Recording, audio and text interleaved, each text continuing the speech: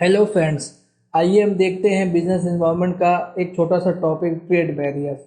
Trade barriers क्या होता है? जब गवर्नमेंट जो है फ्री मूवमेंट ऑफ गुड्स में एक कंट्री से जब दूसरी बाहर सामान जाता है या आता है, इंपोर्ट होता है, एक्सपोर्ट होता है, तो उस पर जब रिस्ट्रिक्शन लगा देती है और कहती है हमको टैक्स पे करो, उसको हम ट्रेड बैरियर्स कहते हैं। तो इसका ऑब्जेक्टिव क्या होता है? तो पहला ऑब्जेक्टिव तो होता है कि हमारा डोमेस्टिक जो प्रोड्यूसर है, जो अपनी कंट्री में जो प्रोड्यूस कर रहे हैं, उनको इंटरेस्ट को बचाना। क्योंकि अगर हम बहुत बाहर चीज़ें इंपोर्ट ज़्यादा कर लेंगे तो फिर हमारे डोमेस्टिक प्रोड्यूसर को दिक्कत होगी टू अर्न रेवेन्यू। और सेकेंड ऑब्जेक्टिव होता है कि हमको रेवेन्यू कमाना। जब टैक्स लगा देंगे तो कोई रेवेन्यू कमा पाएंगे। Improve position of balance of payment. तो बैलेंस ऑफ पेमेंट को अब भी पोजीशन इम्प्रूव करना। तो बैलेंस ऑफ पेमेंट होता क्या है? पहले तो ये समझ लीजिए कि जब हम लोग एक्सपोर्ट करते हैं तो हमारे पास डॉलर आता है, इंपोर्ट करते हैं और डॉलर हमारा पे होता है। तो हमारी कोशिश ये करना है कि हम ज़्यादा से ज़्यादा एक्सपोर्ट करें कि हमारे पास डॉलर है, तो हमारी जो पोजीशन है वो इम्प्रूव होगी। ठीक है, तो हम ये कोशिश करेंगे एक्सपोर्ट ज़्यादा से ज़्यादा करें और इंपोर्ट कम से कम करें, जिससे हमारा, इसीलिए हम लोग एक्सपोर्ट पे ज़्यादा रिस्ट्रिक्शन नहीं लगाते हैं, जबकि हम लोग इंपोर्ट पे काफ़ी रिस्ट्रिक्शन लगाते हैं। आइए देखते हैं ट्रेड बैरियर। ट्रेड बैरियर का मतलब होता है tariff barrier. Types of trade barriers में आता है टैरिफ बैरियर, जिसमें हम लोग कुछ टैक्स के रूप में बैरियर्स लगाते हैं। तो जैसे अगर कोई कंट्री एक्सपोर्ट कर रही है और उसको लगता है ये सामान अगर बाहर जाएगा तो अपने देश में महंगाई ज़्यादा हो जाएगी, ठीक है, तो उसको एक्सपोर्ट ड्यूटी लगा देती है कि एक्सपोर्ट ज़्यादा से ज़्यादा सामान ना हो पाए, तो उस पर एक्सपोर्ट ड्यूटी लेने लगती है, तो एक्सपोर्ट कम हो जाता है। इंपोर्ट ड्यूटी, कभी कभी चीज़ें अपने देश में आने पे टैक्स लगाया जाता है, तो ज़्यादातर लगाया जाता है कि इंपोर्ट पे काफ़ी हाई टैक्स होता है। जैसे चाइना से कोई सामान आना है तो हम उस पर काफ़ी हैवी मात्रा पर टैक्स लगाएंगे, जिससे जो अपने डोमेस्टिक प्रोड्यूसर्स हैं उनका भी सामान बिके, ना कि बाहर चाइना का सस्ता माल आया वो बिके। Transit duty. ट्रांजिट ड्यूटी क्या होती है? मान लीजिए अपनी कंट्री है इंडिया, उससे पास होके चाइना और पाकिस्तान ने आपस में कोई ट्रेड किया और उससे हमारे इंडिया से पास होके एयर के जरिए या सी के जरिए अगर ट्रेड होता है, तो हमारे हमारे रास्ते से अगर जाता है तो हम लोग उसको ट्रांजिट ड्यूटी कहते हैं। On product pass other country impose by country on which good पास। जहाँ जिस कंट्री से गुड पास होगा तो वो कंट्री कहेगी कि मेरे रास्ते से आपको गुड ले जाना है तो इसमें आपको ट्रांजिट ड्यूटी देनी पड़ेगी। आगे चलते हैं। According to quantification method of calculation. तो क्वांटिफिकेशन के हिसाब से कैसे लगेगी स्पेसिफिक ड्यूटी? तो यहाँ पे वेट, जैसे जितना वेट होगा या वॉल्यूम होगा तो उसके हिसाब से ड्यूटी लगा दी जाएगी। एड वॉल्यूम ड्यूटी में क्या होता है? जैसे मॉनेटरी वैल्यू के हिसाब से लगा दी जाएगी। मॉनेटरी वैल्यू ऑफ जो गुड्स होगी उसके हिसाब से हम ड्यूटी लगाएंगे। Compound duty. कंपाउंड ड्यूटी क्या होगी? इसमें वेट के हिसाब से भी लगा सकते हैं, मॉनेटरी वैल्यू के भी लगा सकते हैं, मतलब फिजिकल यूनिट के हिसाब से लगाएंगे और वैल्यू पे लगाएंगे, मतलब दोनों चीज़। तो स्पेसिफिक में वेट और वॉल्यूम होगा, एड वॉल्यूम में मॉनेटरी वैल्यू ऑफ गुड्स होगा, कंपाउंड में दोनों चीज़ हो सकता है। According to function and purpose of imposition. तो कभी कभी हम लोग किसी पर्पस के लिए क्या बोलते हैं, टैरिफ लगा देते हैं। तो क्यों लगाते हैं? रेवेन्यू टैरिफ, क्योंकि हमें रेवेन्यू अर्न करना है, सीधी सी बात है, हमें इनकम चाहिए, तो इसलिए लगा देते हैं कि गवर्नमेंट को रेवेन्यू चाहिए। अगर इंपोर्ट एक्सपोर्ट हो रहा है तो हम गवर्नमेंट को थोड़ा रेवेन्यू चाहिए। जैसे कि इनकम टैक्स, हम जैसे हर बंदा कोई इनकम कमाता है, गवर्नमेंट को हर बंदे से इनकम टैक्स चाहिए, वैसे ही क्या बोलते हैं, कोई अगर ट्रेड कर रहा है इंटरनेशनल बिजनेस तो उसमें भी गवर्नमेंट को रेवेन्यू चाहिए, तो उसके रेवेन्यू टैरिफ लगा देती है। प्रोटेक्टिव टैरिफ, तो ये डोमेस्टिक जो प्रोड्यूसर होते हैं उनको कोई दिक्कत ना हो, इसलिए इंपोर्ट पे प्रोटेक्टिव ड्यूटी लगा देती है कि ज़्यादा से ज़्यादा इंपोर्ट ना होने पाए, वरना उससे हमारे डोमेस्टिक प्रोड्यूसर को दिक्कत होगी। तो डोमेस्टिक प्रोड्यूसर को प्रोटेक्ट करने के लिए प्रोटेक्टिव टैरिफ लगा देती है। एंटी डंपिंग ड्यूटी क्या होती है? कभी कभी क्या होता है, कुछ सामान हम लोग काफ़ी डंप करके अपने पास सामान रख लेते हैं। जब सस्ता होता है, सस्ते में काफ़ी सामान लेके डंप करते हैं, तो इसलिए हम उस पर एंटी डंपिंग ड्यूटी लगा देते हैं कि बाद में, मतलब डंप कर रहे होते हैं कि जब इसको सबको डंप करके सामान को रख दें, जब ये महंगा होगा तब बेचेंगे। जैसे कहते हैं ब्लैक मार्केटिंग भी। जैसे इंडिया में, अगर इंडिया में ही कोई करे तो उसको ब्लैक मार्केटिंग कहते हैं। तो एक इंटरनेशनल रूप में भी होता है, उसको हम एंटी डंपिंग बोलते हैं और उस पर हम लोग एंटी डंपिंग ड्यूटी लेते हैं। काउंटर वेलिंग ड्यूटी क्या होती है? कभी कभी मान लीजिए चाइना है, इसको एग्जांपल समझिए, चाइना है, चाइना सब्सिडी देता है किसी बिजनेस को, जाके हम आपको सब्सिडी देते हैं, जाइए इंडिया में बिजनेस कीजिए और मान लीजिए 100 का सामान है तो चाइनीज़ गवर्नमेंट ने 50 रुपये की सब्सिडी दे दी, कहा कि हम 50 की सब्सिडी दे तो 50 की सब्सिडी दे देते हैं तो तुमको 50 का पड़ा और जाके 70 रुपये का ये चीज़ इंडिया में बेचो। और ये ऐसा क्यों कोई करेगा? ये जिसे इंडिया की मार्केट को ख़राब करना है तब करेगा। इसीलिए अगर ऐसा गवर्नमेंट को लगता है कि ऐसा कुछ हो रहा है तो काउंटर वेलिंग ड्यूटी लगा देता है। मतलब जितना दूसरी जहाँ से सामान आ रहा है, इंपोर्ट हो रहा है, अगर वहाँ पे कुछ सब्सिडी दी गई है तो मान लीजिए जैसे एग्जाम्पल देता कि 100 रुपये 50 रुपये सब्सिडी दी गई है तो 50 रुपये ही काउंटर वेलिंग ड्यूटी लगा दी गई, 50 रुपये की यहाँ पे टैक्स लगा देगी गवर्नमेंट, जिससे कि इक्वल उस पर आ जाएगा। आइए देखते हैं आगे। अकॉर्डिंग टू ट्रेड रिलेशन के हिसाब से कैसे होता है? तो सिंगल कॉलम टाइप होता है, इसमें 1 रेट होता है, एक रेट होता है टैक्स का, उसी पे चलता है। डबल कॉलम में 2 रेट होता है, तो एक हाई होता है एक लो होता है।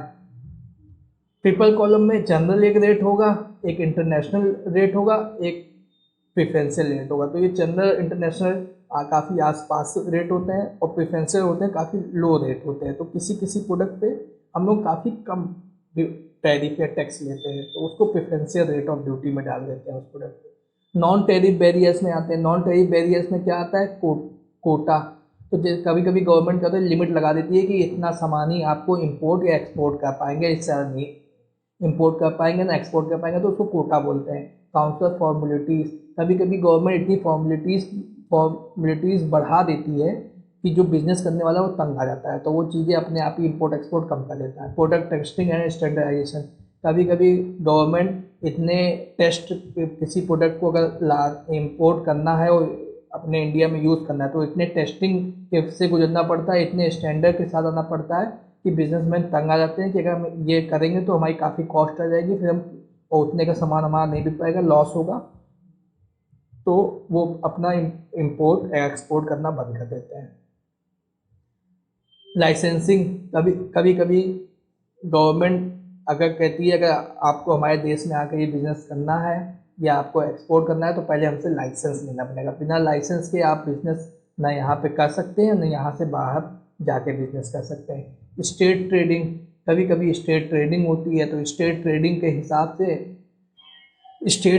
से स्टेट में क्या होता है कि पहले जो सामान होगा वो गवर्नमेंट के पास आएगा, फिर गवर्नमेंट उसको, स्टेट का मतलब हो गया कि गवर्नमेंट मान लीजिए, और गवर्नमेंट उसको ट्रेड करेगी। तो पहले जो भी सामान होगा गवर्नमेंट के पास आएगा, गवर्नमेंट रेट डिसाइड करेगी, सबको आएगी, तो उसके हिसाब से वो चीज़ उस कंट्री में बिकेगी।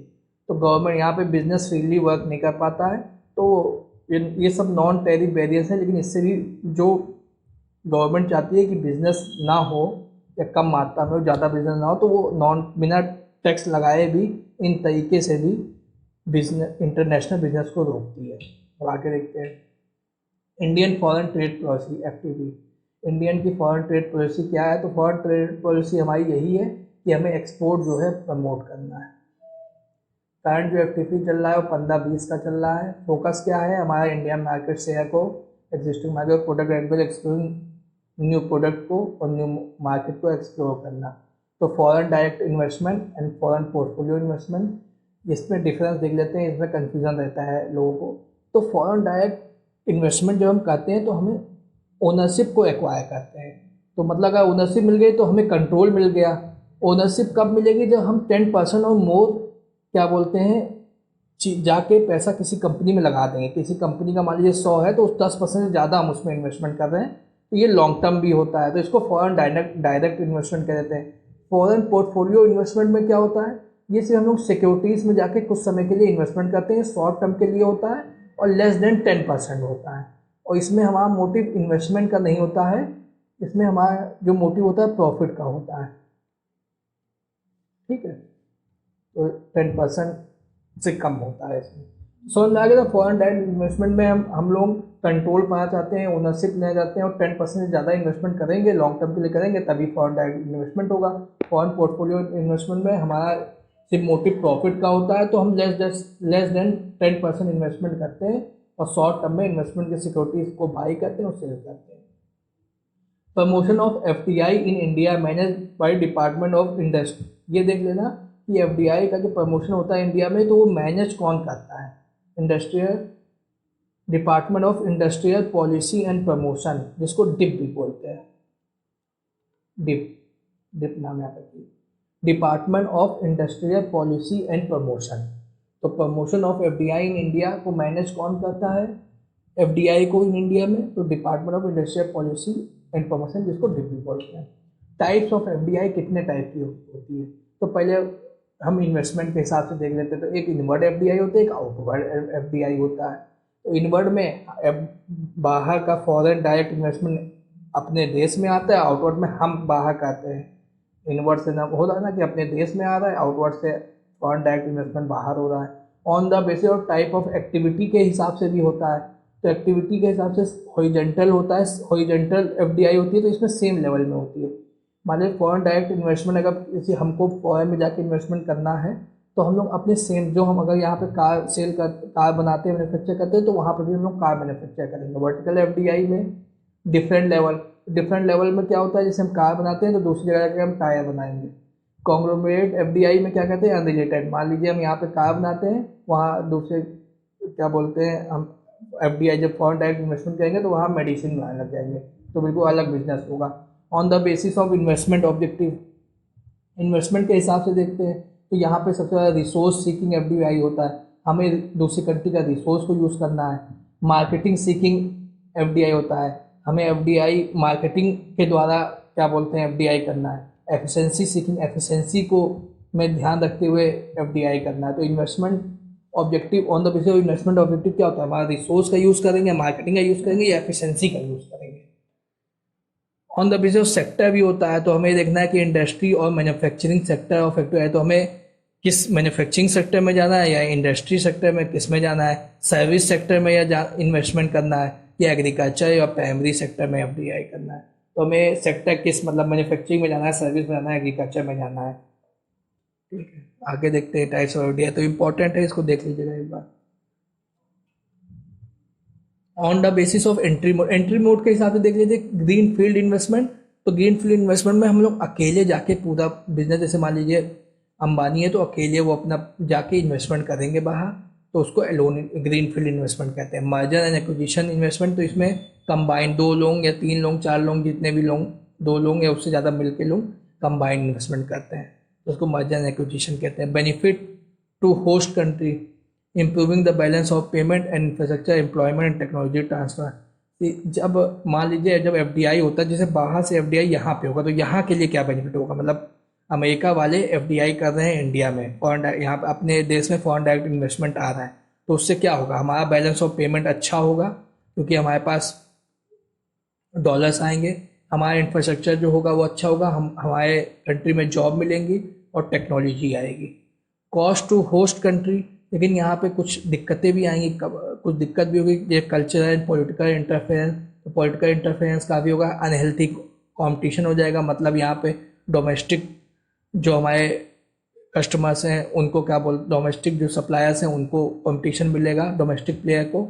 Over utilisation of local resources, जो हमारे लोकल रिसोर्सेज है, जब बाहर का कोई बंदा आएगा तो उसको काफ़ी ज़्यादा से यूज़ करेगा, क्योंकि उसको कोई दिक्कत नहीं है।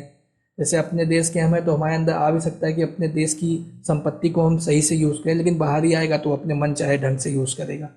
बेनिफिट टू होम कंट्री, अब होम कंट्री जैसे बाहर से जब वो लोग अपने यहाँ इन्वेस्ट करें तो उनको क्या फ़ायदा होता है, एक्सेस ऑफ फॉरेन मार्केट, उनको एक नया मार्केट मिलता है, उनका कॉस्ट ऑफ प्रोडक्शन कम हो जाता है, क्योंकि अब उनका जो फिक्स कॉस्ट था वो तो सेम रहेगा, लेकिन यूनिट ऑफ प्रोडक्शन ज़्यादा हो रही है, तो अब कॉस्ट ऑफ प्रोडक्शन उनका कम हो जाएगा, वो रिसोर्सेज को एक्सेस कर सकते हैं।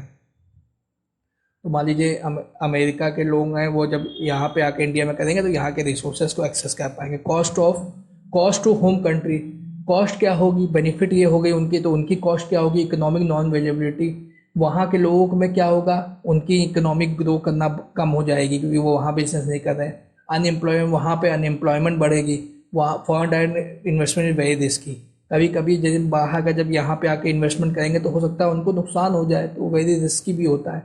Balance of payment important and component, तो बैलेंस ऑफ पेमेंट अभी आपको मैंने बताया ही है, तो इसके देखते हैं क्या इंपॉर्टेंट है क्या कंपोनेंट है। स्टेटमेंट ऑफ इकोनॉमिक ट्रांजेक्शन और the rest of the world, balance of payment उसको कहते हैं एक ऐसा अकाउंट है जिसमें जो हम एक कंट्री दूसरे कंट्री से ट्रांजैक्शन करती है उसका सारा रिकॉर्ड होता है। Include goods and service and capital transfer, जो जो हमारा रेवेन्यू चीज़ें होंगी उसको भी, और कैपिटल ट्रांसफर, वो सारी चीज़ बैलेंस ऑफ पेमेंट में रिकॉर्ड होगी। Help government to decide physical and trade policy, understand the economic dealing, currency value appreciating और डेप्रिशिएटिंग। तो ये गवर्नमेंट बैलेंस ऑफ पेमेंट बनाने से गवर्नमेंट को मदद क्या मिलती है? मदद ये मिलती है कि वो फिजिकल पॉलिसी सही डिसाइड कर पाते हैं, ट्रेड पॉलिसी सही ले पाते हैं, क्योंकि उससे उनको ये मालूम चल जाता है कि हमारे करेंसी वैल्यू अप्रिशिएट हो रहा है या डेप्रिशिएट हो रहा है। हमारी करेंसी वैल्यू डॉलर, हमारी करेंसी वैल्यू इंडियन है तो डॉलर के सामने कम अप्रिशिएट होगी। जब हम एक्सपोर्ट ज़्यादा से ज़्यादा करेंगे, हमारे पास डॉलर ज़्यादा होगा, तो हमारी इंडिया की करेंसी स्ट्रांग होगी। अगर हम इंपोर्ट ज़्यादा कर रहे हैं, हमारे पास डॉलर ज़्यादा पेमेंट कर रहे हैं, तो हमारी कंट्री क्या बोलते हैं, डिप्रिशिएट होगी, हमारी करेंसी डिप्रिशिएट होगी। तो टू बेसिक अकाउंट या कंपोनेंट्स होते हैं बैलेंस ऑफ पेमेंट के। तो एक होता है करंट अकाउंट, एंड होता है कैपिटल अकाउंट। तो एग्जाम ये याद रखिए कि दो अकाउंट होते हैं, current account, capital account. Current account में क्या होता है, पेमेंट और रिसिप्ट, पेमेंट और रिसिप्ट एंड पेमेंट का एक अकाउंट बनाते हैं, उसमें एक्सपोर्ट इंपोर्ट जो भी हम लोग कर रहे हैं उसका सब अकाउंट में लिखा जाता है। Goods and service account, income account and current transfer account. तो गुड्स एंड सर्विस अकाउंट बनता है, इनकम अकाउंट बनता है and current transfer account. Capital account में क्या होता है, financial transaction of ownership of asset. जब किसी एसेट्स का, कैपिटल चीज़ों का जब हम लोग ट्रांजेक्शन करते हैं, जैसे कि एफडीआई, एफपीआई, पोर्टफोलियो इन्वेस्टमेंट या एक्सटर्नल असिस्टेंस लेते हैं, तो इसको कैपिटल अकाउंट में दिए जाता है। तो दो अकाउंट ये इंपॉर्टेंट है, करंट अकाउंट, कैपिटल अकाउंट। अगर एमसीक्यू आता है कुछ ये भी लिखा हुआ है, statistical discrepancy account, error and omission account, तो ये भी मान लीजिए, ये भी क्या बोलते हैं, बैलेंस ऑफ पेमेंट के अकाउंट में बनता है। लेकिन दो इंपॉर्टेंट होता है, करंट अकाउंट, कैपिटल अकाउंट। अगर एग्जाम में दिया हुआ है तो स्टैटिकल डिस्पेंसी और एरर ओमिशन अकाउंट, तो ये भी एक अकाउंट नया आता है, लेकिन इंपॉर्टेंट हमारा करंट अकाउंट, कैपिटल अकाउंट है। Regional economic integration, an agreement between the groups of country form cooperation and removal of wealth. तो रीजनल इकोनॉमिक इंटीग्रेशन होता क्यों है? ये दो कंट्रियाँ आपस में मिल के एग्रीमेंट करती हैं कि हम अपने जो ट्रेड बैरियर्स हैं उसको हटाएंगे, आसानी से हमारे free movement of goods and service हो पाएगी। ऑब्जेक्टिव क्या होता है, free movement of goods and service हो जाए। इसको, ये जो ग्रुप बनते हैं और इसको हम लोग ट्रेडिंग ब्लॉक्स भी बोलते हैं। जो ये आपस में ग्रुप्स बना रही है कंट्री, कि हम आपस में कंट्रियों में हमारा free movement of goods and service होगा, कोई भी ट्रेड बैरियर नहीं रखेंगे, तो इसको ट्रेडिंग ब्लॉक्स भी कहते हैं। Level of regional economic integration, तो लेवल क्या होते हैं रीजनल इकोनॉमिक इंटीग्रेशन? एक फ्री ट्रेड एरिया होता है, तो इसमें हम रिमूव कर देते हैं अपने मेंबर्स, जो कंट्री होती हैं उनको रिमूव कर दिया जाता है ट्रेड बैरियर्स का। Custom union, common policy for non members, तो हम लोग कस्टम यूनियन में क्या करते हैं, जो पॉलिसी जो होती है कॉमन होती है, जो नॉन मेंबर्स हैं उनके लिए भी कॉमन होती है। Common market, remove barrier to trade people capital among members, ठीक है, तो हम बैरियर्स को हटा देंगे, कॉमन मार्केट होगा, कोई भी आके इंपोर्ट एक्सपोर्ट करे। Economic union, common economic policies, जो हमारी मॉनेटरी और फिजिकल पॉलिसी होगी मेंबर्स के बीच में वो सेम होगी, कई अलग अलग कंट्रियों के बीच में, लेकिन जो मॉनेटरी और फिजिकल पॉलिसी बनेगी अलग अलग कंट्री की वो सेम होगी, जो इस ग्रुप्स में आएंगे, रीजनल इकोनॉमिक इंटीग्रेशन में आएंगे। Political union integration, member unite political system and merger into one nation. तो दो अलग अलग कंट्री है, जैसे मान लीजिए इंडिया है, अमेरिका है, तो अपनी यहाँ जो अभी ये बीजेपी गवर्नमेंट है, वहाँ पे जो गवर्नमेंट है, तो ये आपस में इंटीग्रेट कर लेंगे, अपने पॉलिटिकल सिस्टम को भी इंटीग्रेट कर देंगे और मर्ज कर देंगे एक नेशन पे, उसके हिसाब से काम होगा।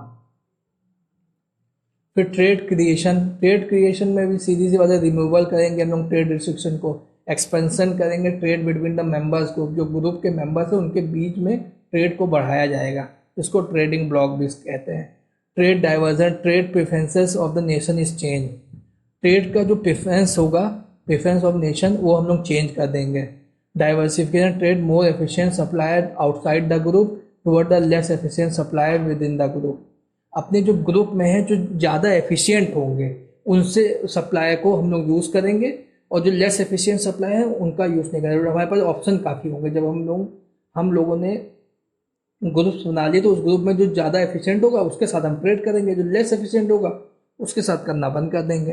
तो ट्रेड हमारे पास डाइवर्सिफिकेशन आ जाएगा किसी भी कंट्री के लिए। रीजनल ट्रेड एग्रीमेंट, तो ट्रीटी साइंड होती है दो या मोर कंट्री के बीच में, दो या दो से ज़्यादा कंट्री के बीच में, इनके फ्री मूवमेंट ऑफ गुड्स। तो यहाँ पे एग्रीमेंट के थ्रू हम लोग क्या बोलते हैं, ये डिसाइड करते हैं कि हमारा गुड्स और सर्विस जो होगा आपस कंट्री में फ्री होगा, with the objective to become more competitive. इसका ऑब्जेक्टिव क्या होता है कि हम काफ़ी कॉम्पिटेटिव बन सकें।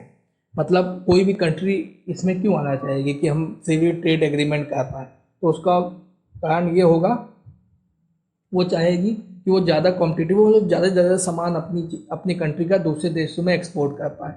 इंश्योर पीस के लिए भी अगर ट्रेड करेंगे तो पीस भी बना रहेगा। Need of the fulfil country, better utilisation resources का हम सही ढंग से यूज़ कर पाए, उसके लिए भी रीजनल ट्रेड एग्रीमेंट इंपॉर्टेंट है। आइए देखते हैं यूरोपियन यूनियन अब ट्रेड एग्रीमेंट में क्या क्या हुआ है। तो पॉलिटिकल इकोनॉमिक यूनियन हुआ है 27 मेंबर का, ये आपको याद करना है कि 27 मेंबर का यूरोपियन यूनियन। इसका हेड क्वार्टर क्या है, ब्रुसेल्स एंड बेल्जियम में है। तो एग्जाम में सीधे सीधे डायरेक्ट मेमोरी बेस्ड क्वेश्चन आता है, तो इसको याद रखिए। Asian stand for association of south east Asia nation, ये कब फॉर्म हुआ था, 8 अगस्त 1967 को। हेडक्वार्टर इसका कहाँ पे, जकार्ता इंडोनेशिया में। इसके मेंबर्स कितने हैं, 10। ठीक है, तो एशियन है तो इसका हेडक्वार्टर क्या है, जकार्ता। यहाँ से याद रखिए इंडोनेशिया एशिया एशियन, तो ये क्या बोलते हैं, यहाँ हेडक्वार्टर है। तो ये मेमोरी बेस्ड क्वेश्चन होते हैं, आपको याद रखना है।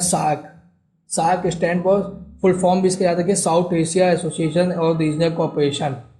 ठीक है, ये फॉर्म कब हुआ था, 8 दिसंबर 1985 में। इसका सार्क का हेडक्वार्टर क्या है, नेपाल या काठमांडू। काठमांडू भी नेपाल में, तो नेपाल में काठमांडू में है।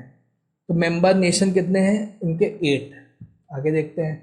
नफ्ता का फुल फॉर्म क्या है, north America free trade agreement, 1 जनवरी 1994 में हुआ था।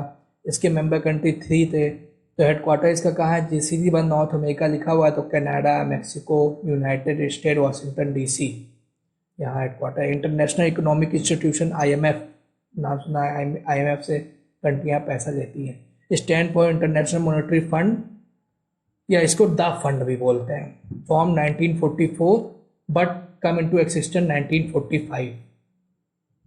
ये भी वाशिंगटन डीसी में इसका हेडक्वार्टर है, यूएस में। मेंबर इसके कितने हैं, 189। तो ये हेडक्वार्टर कहाँ पे है, कितने मेंबर हैं, ये आपको याद रखना है। वर्ल्ड बैंक कब फॉर्म हुआ था, 1944 में हुआ था। इसका हेडक्वार्टर क्या है, वाशिंगटन डीसी में है। 189 मेंबर हैं। वर्ल्ड बैंक इसको बोलता है IBRD एंड IDA, इसको जोड़ के हम लोग वर्ल्ड बैंक बोलते हैं। वर्ल्ड बैंक ग्रुप में क्या क्या आता है, IBRD जैसे अभी हम लोग देख रहे हैं, international bank of reconstruction and development 1944, तो उसको सॉरी पानी पी लेते हैं थोड़ा गला।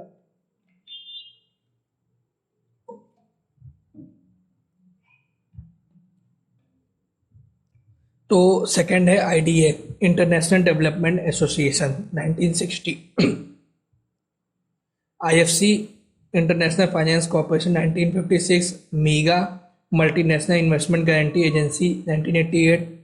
ICSID, international centre settlement and investment dispute 1966। IMF, world bank establish during conference of 44 countries के बीच में कॉन्फ्रेंस हुआ था ब्रिटेन वुड्स में 1944 में 1 जुलाई को, तब वर्ल्ड बैंक इस्टेब्लिश हुआ था। IMF और वर्ल्ड बैंक दोनों। United Nation conference and trade and development UNCTAD form कब हुआ था, 1964 में फॉर्म हुआ था। हेडक्वार्टर इसका क्या है, जिनेवा में है, स्विट्जरलैंड। मेंबर कितने हैं, 195, याद करना है, मेमोरी बेस है। WTO, वर्ल्ड ट्रेड ऑर्गेनाइजेशन, जनवरी। तो WTO stand for world trade organisation, form कब हुआ था, 1995 में हुआ था। हेडक्वार्टर इसका कहाँ है, जिनेवा में है, स्विट्जरलैंड। मेंबर्स कितने हैं, 164। रिप्लेस हो गया था general agreement on tariff trade GATT 1948 में। इसका ऑब्जेक्टिव क्या था, प्रमोट करना है वर्ल्ड ट्रेड को, बैलेंस डेवलपमेंट को, बेटर यूटिलाइजेशन ऑफ रिसोर्सेज को, improve standard of living, increase employment, enhancing competition. तो हमें प्रमोट करना था वर्ल्ड ट्रेड को, मतलब हम लोग को ट्रेड पूरे वर्ल्ड में बढ़ाना था, इससे हम रिसोर्सेज का अच्छे से यूज़ कर पाएँ, अपना स्टैंडर्ड ऑफ लिविंग जो है लोगों का वो इम्प्रूव हो सके, एम्प्लॉयमेंट लोगों को मिल सके और कॉम्पिटिशन भी बढ़ा था। It has two main bodies, dispute settlement body and trade policy review body. They guide its general council. दो मेन बॉडीज है इसकी, dispute settlement body and trade policy review body, जो गाइड करती है जनरल काउंसिल को। Agreement on agriculture तो deal with mainly three pillar, market access, export subsidies and domestic support.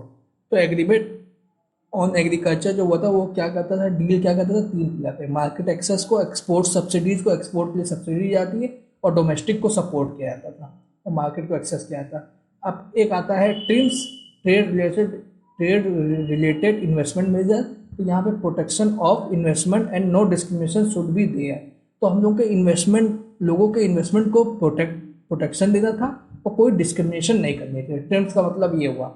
और trips क्या होते हैं, trade related intellectual property. Intellectual property किसको कहते हैं, जैसे ट्रेडमार्क हो गया, पेटेंट हो गया, तो हमारे प्रोटेक्शन यहाँ पे देना थी। वो कहाँ गया, हमें प्रोटेक्शन देनी थी इंटेलेक्चुअल प्रॉपर्टी को, जैसे लाइक ट्रेडमार्क हो गया, पेटेंट हो गया एंड एक्सेट्रा।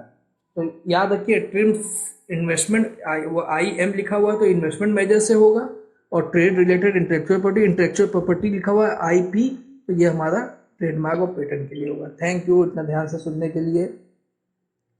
अब सारी वीडियो ख़त्म होने के बाद एक पूरा फुल रिवीजन आएगा बिजनेस इन्वायरमेंट इंटरनेशनल बिजनेस का। Thank you.